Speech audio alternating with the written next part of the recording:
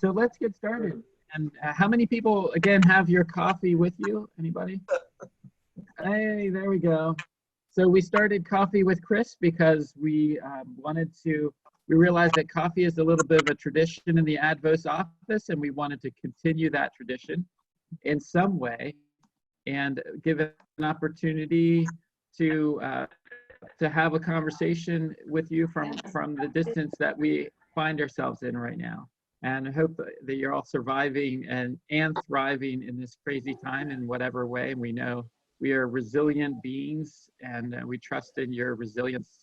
But we also want to support your resilience and support the many different ways you are making community out there. So part of the reason also for this call and for this community time is to share a little bit about what Advos is doing, and to make it clear that we have not shut down, even though we are in fact in a quite an altered state. Adrian, Krista, for staff, you want to give a wave so we know who you are, who are on the call. Renaya, am I missing anybody? So we continue to we continue to be working, although most of us are working from home most of the time. And occasionally we have been into the office to pick up mail and so forth, but we are not maintaining office hours apart from the work that we're doing remotely here. So, and without further ado, I want to introduce our co-host, and this was called Coffee with Chris, and that doesn't necessarily mean me. So I want to introduce Chris Wendon to come on here, and he's also brought his coffee trademark Advos mug, which you two can possess if you make a large enough contribution. We won't name that amount. So I want to start by just saying how excited I am to welcome Chris to Advos. Chris is the new executive director at Advos, and it's been a real honor to work with him the last month, and a real crazy journey, given that this month has been what it is with COVID-19. And so so we're going to play a little game to introduce Chris, and this game comes from the work that we do at Advos, and the ways that we communicate with Advos, and it's called 3 Questions.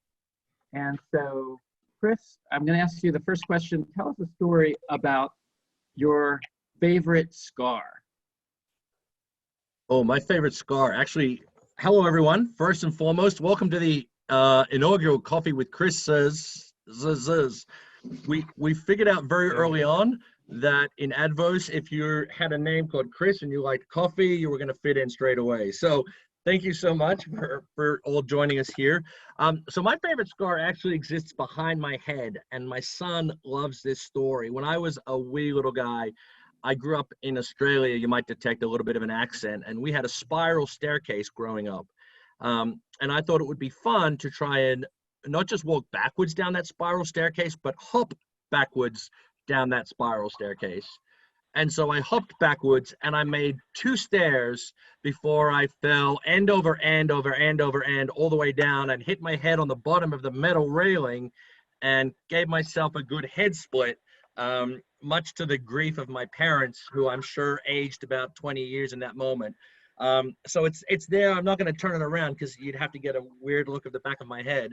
But that is my favorite scar.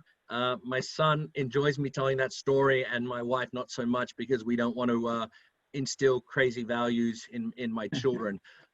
So yes, Chris shared, this is my virtual office. Look, I kind of like to feel that I'm still working in the midst of this craziness, but yeah, I'm super excited. So I won't steal from Chris's thunder. Thanks, Chris. Yeah. So, second question: what is the biggest feeling you have in the last month? The most overriding feeling? Where does that come from? Working at Advos this past month. Yeah. So I think the most. Well, I'll just say, be careful when you enjoy taking on new jobs. As Chris shared, I've been on the job for a little about a month, and we've had COVID-19 for how many of those days? But I think I'm most thrilled to be a part of working with a team who has, and a group of partners and supporters and board members and mediators and facilitators that are passionate about making community a better place. I am hugely passionate about being involved in doing what we can do as human beings to realize that today more than ever, conflict is everywhere. There is virtual conflict, there's Facebook conflict, there's Twitter conflict, there's conflict at the grocery store. And conflict is difficult the best of times, but it is even harder for us to navigate when you add in emotion, to things like, for instance, challenges over custody, when you add in emotion over challenges in workplaces. And then the other side of it, when you add in the emotion of being the victim of a crime, which invades your personal space in ways that you can't possibly imagine. So I think getting to be a part of this community, I feel almost too blessed. We're all going to get through COVID-19. It may be just different. But the challenge to be involved in an organization that offers so much in mediation, to equip people to be able to do mediation better, and also to equip people to understand that there are stories behind every situation on the victim offender conferencing side. So I'm just humbled, and I'm scared too, because I walk into some pretty big shoes and some pretty big expectations. So I'm just thrilled. I mean, I could sit here and talk about all that Advos has to offer. And I think we really wanted to do this, and I hope you'll see this today, because we are not shut down. Advos is still very much working in the community. And what we wanted to do was to give you all something that you could take and use in this reality we face. It's no longer a new reality. It is our reality. And so over the next month and even longer, we want to give you all something that you can take and feel like you can do life, and not just survive, but actually thrive. So I'm excited. I think, Chris, I went longer than I was supposed to. No worries. Yeah. So last question, Chris, and I appreciate, and the emotion I hear in was fear, healthy fear, but also excitement. I heard, just paraphrase, using my mediator skills to paraphrase. Does that capture the feelings that you've kind of summarized your month? In a little 4x2 Okay. Zoom box. So yep. last yeah. So the last question I wanted to put out there, given that you've shared a bit already, you're coming from outside of the mediation field, outside of the restorative justice field. What's the biggest learning that you've had this month working at Advos? And if you could do it in 3 sentences or less. You know me well enough. I think the biggest learning is that there is a big footprint that Advos is currently having right now, but the potential for Advos to have an even bigger footprint in the future is almost untapped.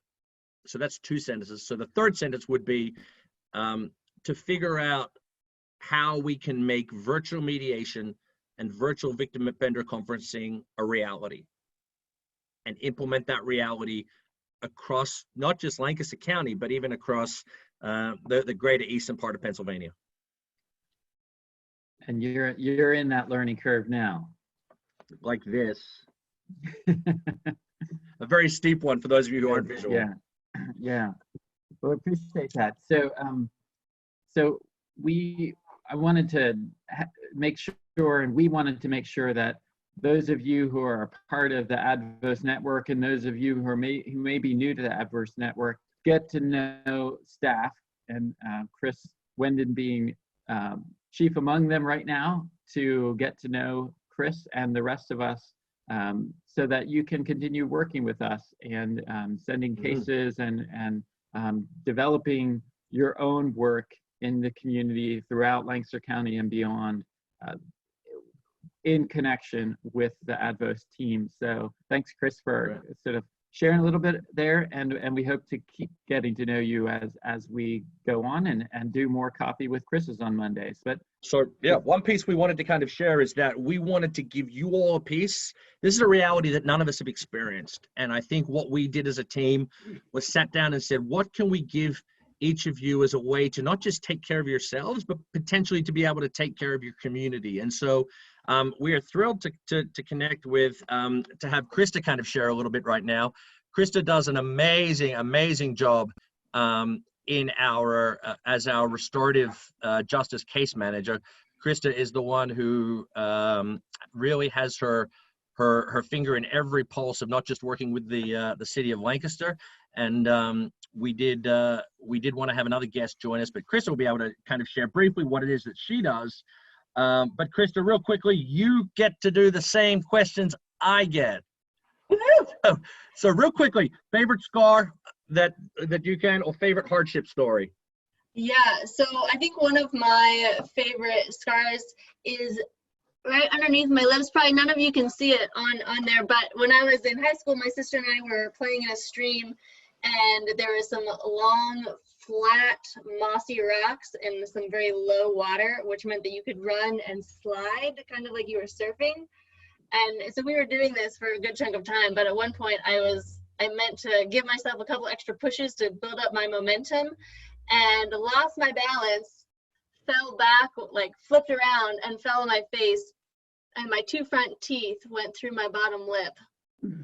And I have a long scar right here where my teeth went through my lip. So yeah, that was a fun one. Ouch. Well, if you've ever had an opportunity to meet Krista exudes passion. She bubbles.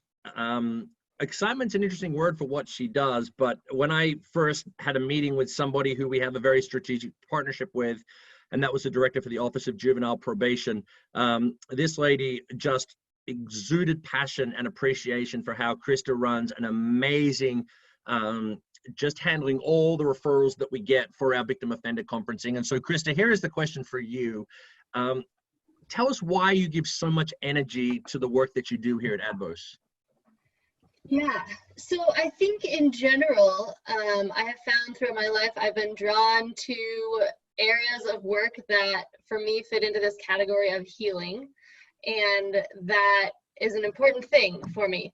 And this very much fits into that piece of healing, both for the victim offender conferencing that we do, and for anyone who's not super familiar, primarily we work with youth who have committed crimes, and they get the chance to meet with a facilitator and talk about what they did, what were the things that they were thinking and feeling at the time, and then we meet with the person who was harmed by that crime and hear their story, how they were impacted, and then if both of those parties choose to, they can come together for a facilitated conversation around how do we make things right? What was the harm? Whose responsibility is it? And how do we repair that in a way that is acknowledging the humanness and ability to do good in everyone that's present? And so there's this huge opportunity to work, especially with youth in this scenario, for the program that we're running, where we're looking at this specific crime, but we're also looking at a broader way of how do we view harm in the world and how do we respond to harm. And so if someone can experience this opportunity to say, oh no, I didn't know that I was going to love this experience, but I got a lot out of it, and I was able to make things right in a meaningful way, and also frame my questions around how I move forward, of not just what are my consequences, but what was my impact and what's my responsibility. I think that's a huge thing for the youth that we work with, but also in like my own life as I think about my relationships with other people. I may not be committing crimes, but I am causing harm in both small ways and large ways, depending on the situation. And so what is the harm? What's my responsibility to make it right? And how do I do that? Yeah, so being a piece of that big healing picture is really exciting to me. Yeah, and I've been here for a month, and I can tell you some of the stories that I've heard will actually melt your heart, because some kids today are facing upbringings that no child should ever have to deal with, and build into that a piece where they do something stupid, And so for ADVOS to be able to work with the city, to work with parole officers and probation officers, just to help these kids think through this and realize there's another side that they've impacted. And you hear some of these stories, they bring tears to your eyes because you see the humanness. Anyway, I could go on and talk and talk and talk. So Christy, you're doing a whole lot right now. And as we said at the beginning, ADVOS might be working remotely, but we are not shut down. We are blessed to be able to keep working. And I think we have about 20 or so cases that we're still working in. Krista, can you kind of share some of the most important things you're doing right now in your role? Yeah, I think uniquely right now my role hasn't changed a ton because of the fact that we're able to do a lot of these cases remotely. Our mission statement says that we're trying to develop community and transform conflict through face-to-face dialogues, and face-to-face right now looks like Zoom calls. But we're grateful for the technology that allows us to do that. And so I'm continuing to equip facilitators and taking on some cases myself to be able to talk with people and hear their stories. And right now it feels like the big thing, in addition to regular work, is just that learning curve of, learning how to do things a different way is not a waste of time, right? So this ability to know how to do things via Zoom call or whatever the other adaptations are, those are things that we can continue to implement in the future as cases. Even if we are able to meet face to face, there will be scenarios where this still comes into play, where it's good to have the expertise on how to do things in a non-traditional manner. Yeah, and that what Chris has touched on the end is something that we're excited about as a team, is to think through this new reality that maybe people don't want to be in the same room together, but there is still a need for restoration, both on the restorative justice side, and think about the mediation in a corporate environment, in a divorce and custody situation, that there is still the opportunity to provide transformative conflict that might not necessarily be face-to-face, but may also be, well, not room to room, we should say, is the new reality. So what we were super keen about these sessions was to provide, as we said earlier, with a value add, a piece that you all could take away. And so Krista has quite joyously agreed to kind of share some of this. And for those of you that don't have a visual of the screen, we're going to be popping up some slides right now. But if you did register in advance using your email, all these slides will come out to you. And this session is obviously being, part of this is obviously being taped, so you'll be able to come back and kind of look at the slides. But we would love for you to just participate. There is a chat function to Zoom, which if you kind of see at the bottom there, if you take your mouse to the bottom, for those of you that have computers, you'll see there's a little chat function where you can enter some questions in. But I'm going to essentially share my screen now, and Krista is going to take over as she facilitates this next part of the conversation. So we will leave you in the capable hands, not leave you, but Chris is going to facilitate this next part of our time together.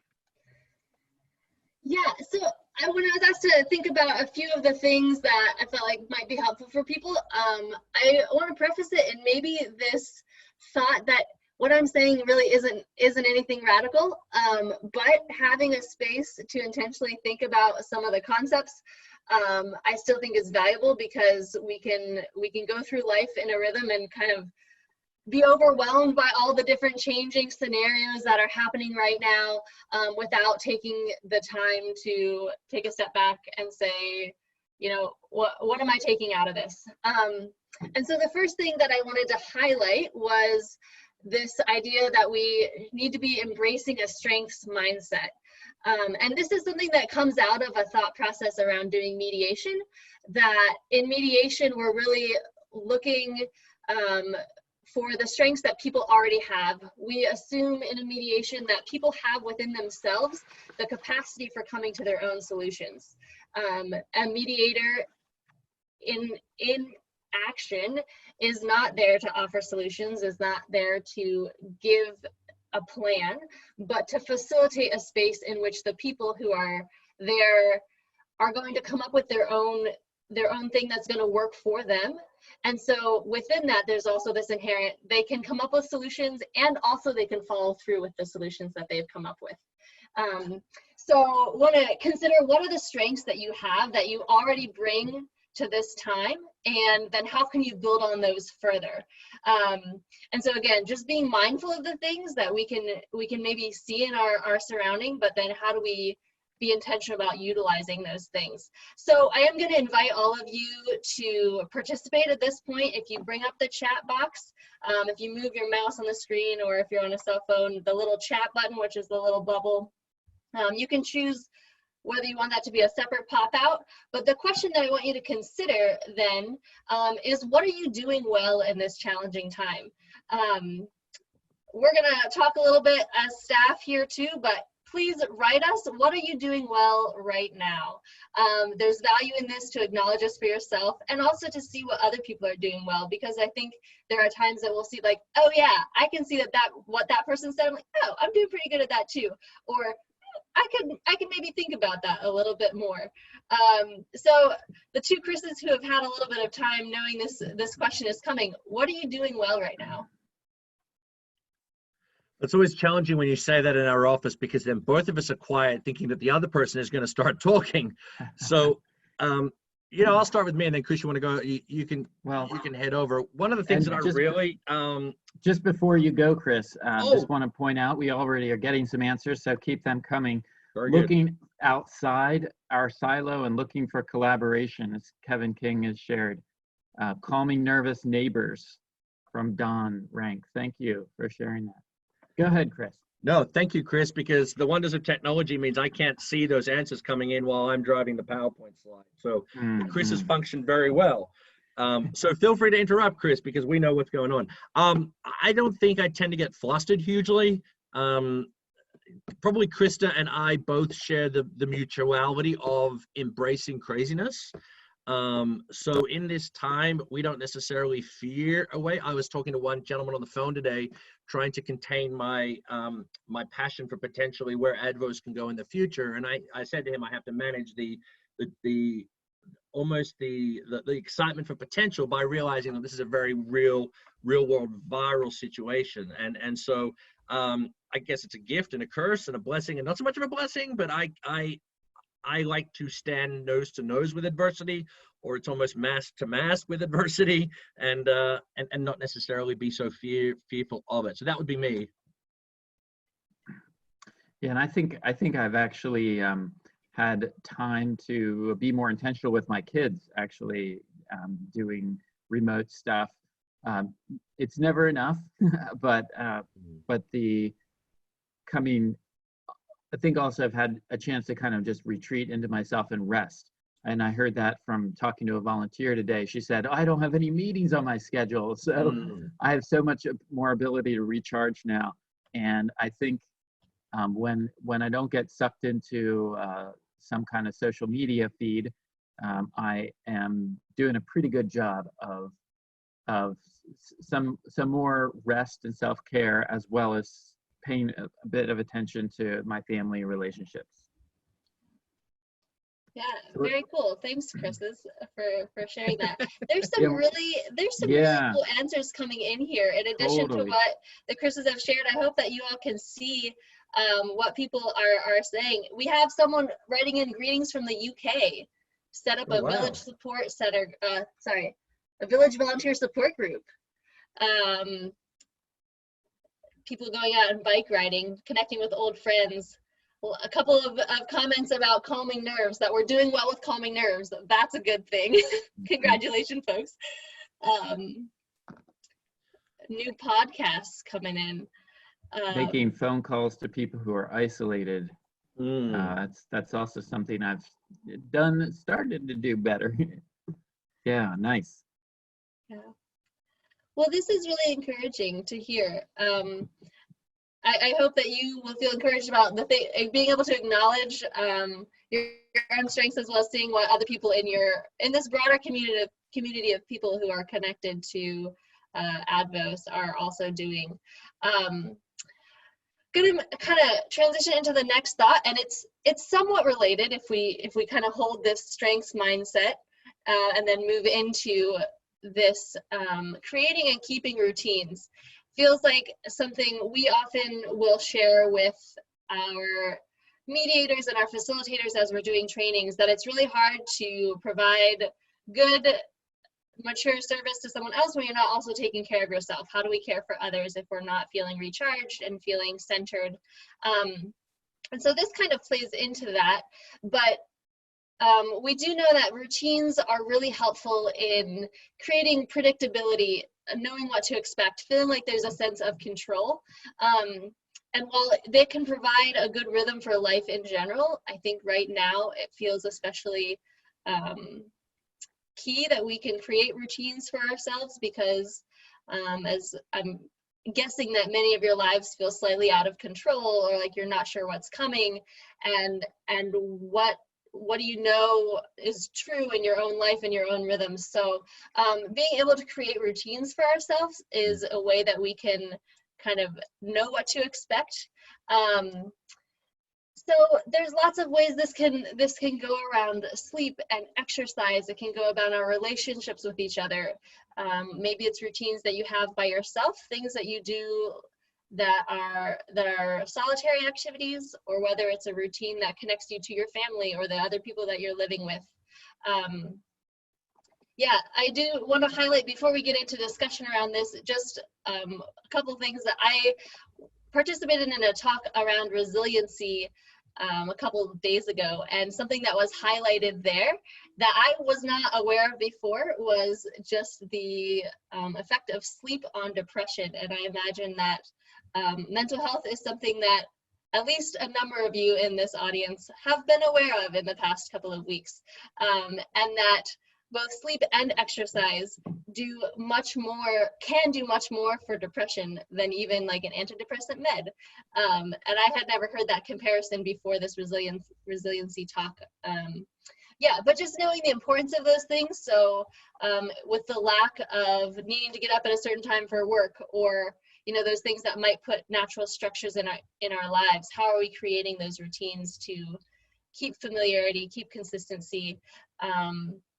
So the question that I'm hoping you all can respond to and see what other people say is, what routine would you like to develop more fully in the next couple of weeks?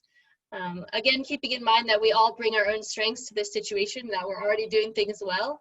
And then what else how do you want to play off of that and develop something more fully in the next couple of weeks? And as you think about that, I had someone share to me, hence putting my coffee mug, and I drank a little bit out to illustrate this point, but I had someone share that if you imagine that you are much like this mug, and when the mug is completely full, you're able to pour into other people. When your mug is empty, you have nothing to pour into other people. And as we have people in our lives that may need us more, the less energy, the less strength, the less resiliency we have in our cup as it goes down. You can see, for those of you that can see, my cup is about an eighth full. There's nothing left for yourselves. And so, for me, I'll segue in. I need to take more advantage of those sunny days to go out and run around the backyard with my kids when I'm having lunch, or do some more physical exercise than I do in the past, because as you can see, my basement is not very sunny. And so, I just know when I go out there and breathe in the sun, I can feel much more confident. So that's just me. I'd love to hear, maybe Chris, you want to share some of the comments that people might have shared already, but what is it for you that you would like to develop more fully? Yeah, I actually put out a question to my Facebook friends and asked about morning routines, because I have an evening routine, but I haven't had a morning routine until the last few weeks. I started blending celery because I heard a number of people on my Facebook friend group actually said that they juice celery, and they have a celery juice tonic every morning, and it has done wonders for them. So I said, I'm going to try that. So I started to do it the last couple of weeks because, hey, guess what? Immune system increase. There are a whole host of benefits. So I started to juice celery, and it's actually, I look forward to it now. It's sort of my little sacred time by myself before everything gets started. It's one of the, of course, it's kind of noisy. It's not exactly meditative, but it is something like, it's the first thing that I put into my mouth besides water in the morning. And I think it's a good thing. It's actually kind of sweet. But minerally and celery-like. So yeah, it's something I've very much appreciated doing in the last couple of weeks that I want to continue. Keep the COVID away.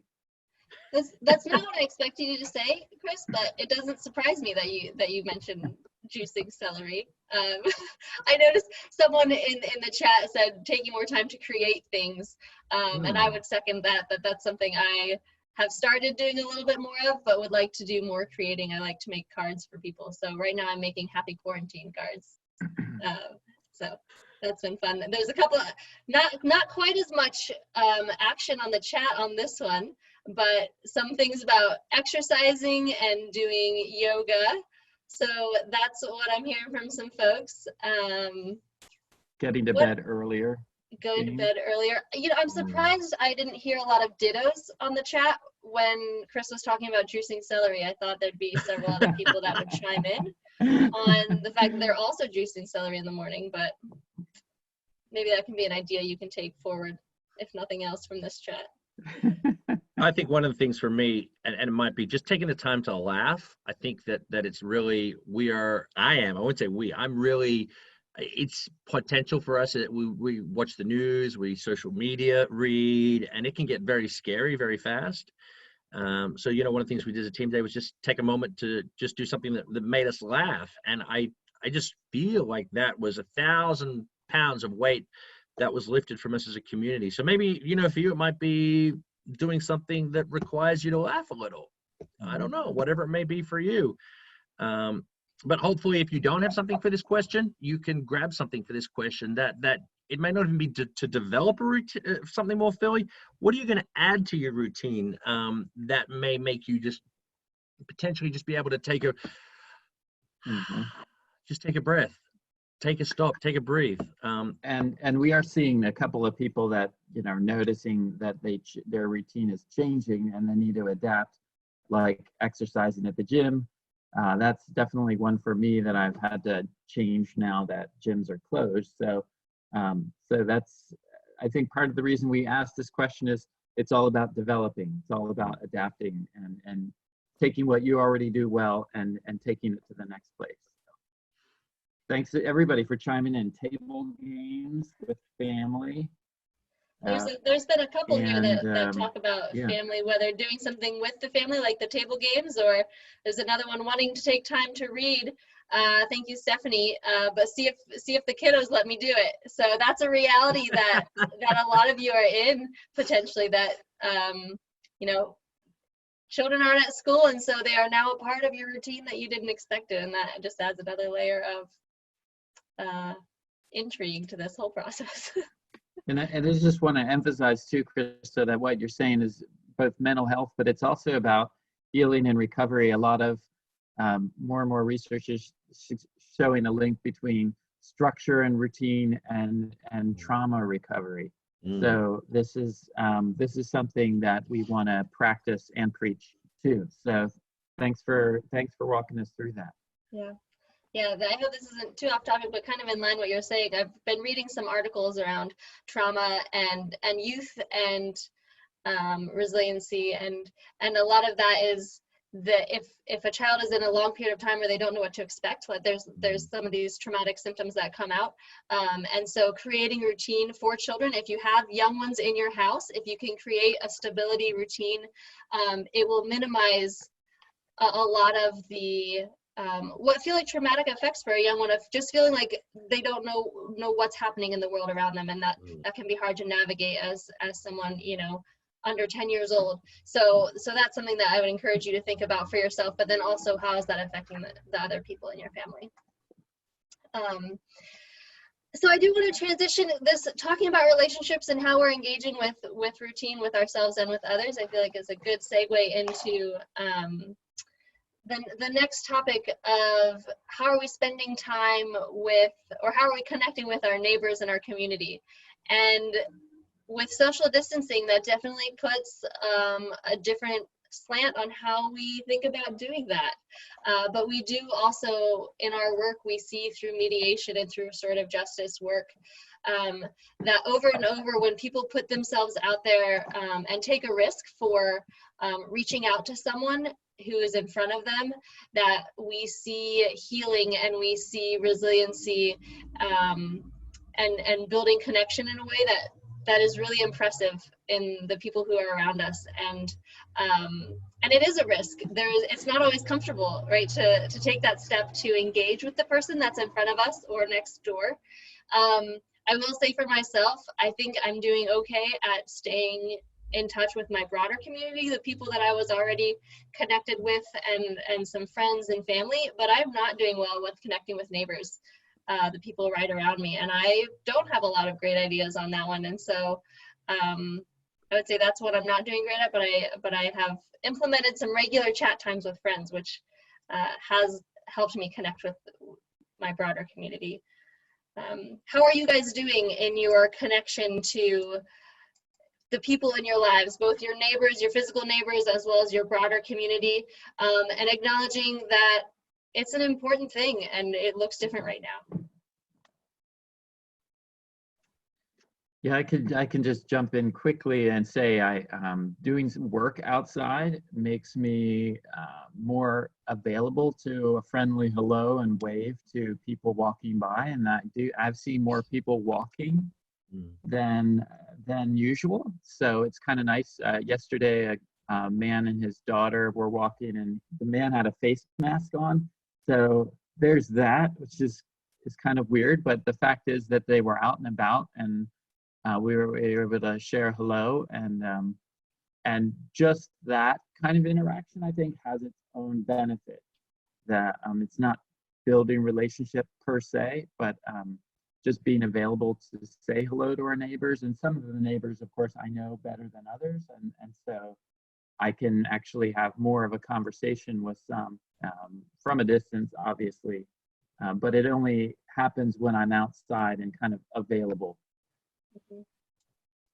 Yeah, I know for my wife, Michelle, and I, one of the things that we had been strategic about before the coronavirus hit was knowing who lived around us, their names and their stories. And so I think one of the things that we've really tried to do is, as we've said hello, say, hey, do you need anything? You know, we have one elderly neighbor on one side of us, and, you know, just to ask, hey, you know, we might be going shopping sometime soon. Do you need anything? We have a neighbor behind us who just had a baby, so being able to offer them clothes, so they don't necessarily need to go out and buy things. You know, I think here's a practical task for you. You know, if you were to draw on a piece of paper your neighborhood, would you be able to write the names of the people in there? And we think that 6 feet is a long way away. I'm 6 feet tall, and so if I lay down, that's not a huge distance. And so just being able to kind of say hello over the fence. And I think, well, you know, what Chris highlighted is anytime we get maybe a great day weather-wise on the weekend, is to step out into the backyard and breathe, because I'm sure everybody else is doing it. And just a friendly wave and, hey, do you need anything? You know, because I think one of the things about humans is we want to transform our communities, and not just conflict, but in a way that creates dialogue. And so that works into the world and say, hey, do you need anything? Hey, if not, I'm always here for you. You know, you can throw a rock with a message written on it over the fence, and I'd be able to grab it. So really be saying to yourself, could we draw a map of the people in our neighborhood, and do we know who they are, and what would that look like? So I'm excited for that. I mean, there's nothing wrong with asking the question, do you need anything? Can I help you with anything? And being aware of needs. You know, whatever, as big or as small as it may be. Hey, I can't get to the grocery store. Could you buy me this? So I'm naturally an extrovert, so I'm excited about it. So I know if some of your introverts are out there, this might terrify you.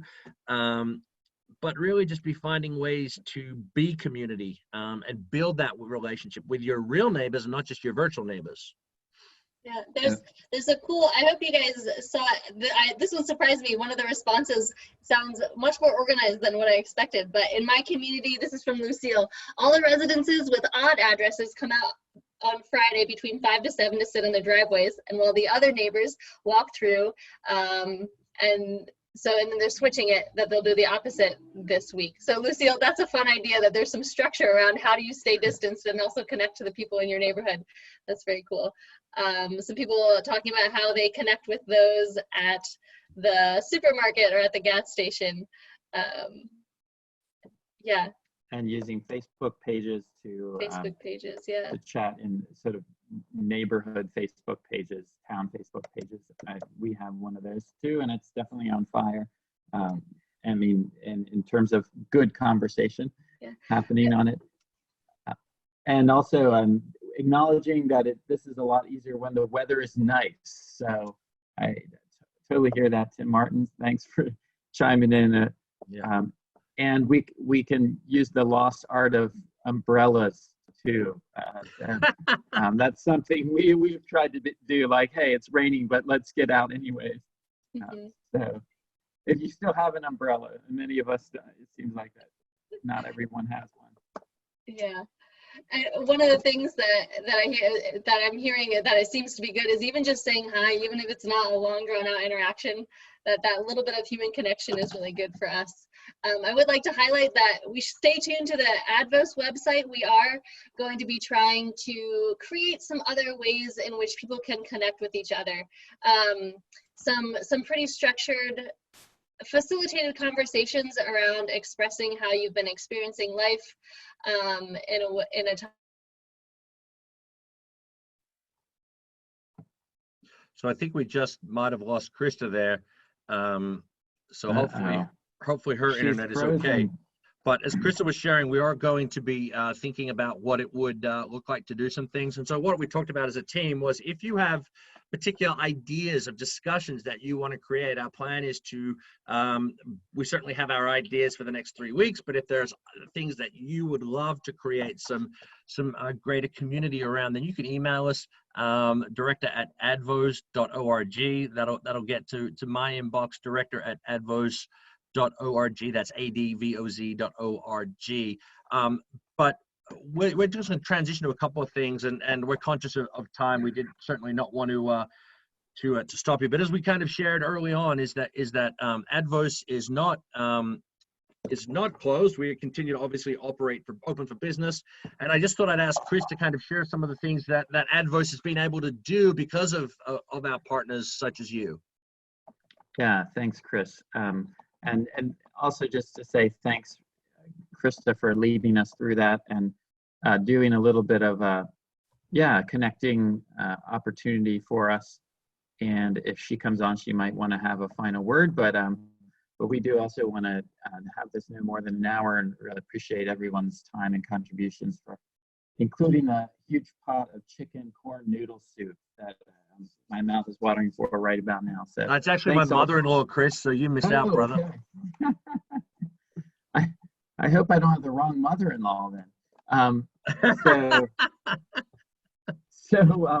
So yeah, and definitely the backdrop of us being open and being able to do Zoom, being able to kind of pivot to providing an opportunity to get to know you this year and this season through a Zoom experience has everything to do with having had a banner year in our programs. This, for the last 12 months, we have done some amazing work as a volunteer in the restorative justice program in particular, with the catching up essentially on some backlog in cases that we had. And we did that in no small part because of Krista's leadership, but also because many of you who are on the call, who are volunteers, stepped in and helped to facilitate more cases, some of you 2 and 3 cases at a time. And so we caught up to the point, we had such a caseload demand that we weren't able to be effective. And that has changed. And we are becoming more and more effective with every case that we have, because it's happening quicker after the situation unfolds. And I could name a number of situations where that's the case. Some of them that I've been involved in as a facilitator, and look forward to sharing more of that in the coming weeks. So, but that we're gonna have to say that one for now. Second really excellent opportunity that has come up in the last year has been the opportunity to build out a part of one of our programs, to have a victim representative stand in for somebody who's not able to participate, mainly as a victim. So when somebody who's harmed in an incident doesn't want to participate in a dialogue, we have invited volunteers, and that's something to think about if you might want to volunteer this way, to just come in and listen to the young person or the person who caused harm, if it isn't, even if it is an adult, to hear them talk about that harm and take responsibility for it, and to respond as a representative perhaps of that victim, but also as a community member. And we are excited to have had a number of those experiences of a number of opportunities to do that. And in one case, the father of one of the youth who participated in this experience, he was so impressed with the experience that his son had as a young offender who committed harm. And this is a man who had just recently come out of prison himself. And he said, "Hey, this is such a good thing to have. I want to volunteer for your program. I'll be one of these people that steps in as a volunteer and stands and talks about what it's like to experience harm in our community." So it was exciting to see how meaningful that was to the father of this young man. And then the last thing I want to say is that we have, in the past year, have had an opportunity to bring together more than 70 stakeholders from schools, from law enforcement, from municipalities. And we are pretty energized with what came out of that on Martin Luther King Day, or on the 20th of January. 6 superintendents, 2 police chiefs, and a whole lot of other people came out to this cross-community conversation to talk about how we have a more restorative Lancaster and how we work together from the education system to the justice system to keep kids out of the justice system ultimately. And that conversation was not only productive, but motivating to so many people that we have a core group of folks who want to go forward and continue that conversation, and to basically collaborate on ways that we can build more restorative justice principles into our schools and into other parts of our justice system besides what ADVOS is already doing. So we're excited to see where that goes. It's a longer term process, but every journey begins with a first step, and that was a first very, I think, significant step forward. And so on top of all that work, COVID-19 arrives, or before that, Chris Wendon arrives, and then COVID-19 arrives. And so we are building on top of a lot of successes here, and also pivoting to the new reality of social distancing. So it's an exciting as well as challenging time to be catching all the balls that are in the air. And I know one of the things that I think Krista's back, but one of the things she's working on as we seek to try and discern how this works is that she mentioned earlier is training some of our volunteers to facilitate victim offender conferencing and mediations online.